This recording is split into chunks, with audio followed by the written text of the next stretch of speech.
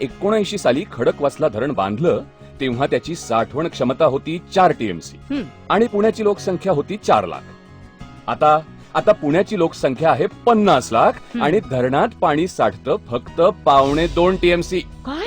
अहो पण धरणाची साठवण क्षमता तर 4 टीएमसी आहे असं तुम्हीच म्हटलात ना आता. अगं हो, पण महात्मा ज्योतिबांनी खडकवासला धरण बांधलं त्याला 135 वर्ष झाली. या 135 वर्षात धरण गाळानं 60% भरलंय. काय? आणि आजपर्यंत हा गाळ काढलाच नाही. अगो बाई. कितीही पाऊस झाला तरी धरण पूर्ण क्षमतेनं भरूच शकत नाही. मग कशी भागणार आपली तहान? आणि फक्त खडकवासलाच नाही हा, तर महाराष्ट्रातील प्रत्येक धरणाची हीच अवस्था आहे. काय?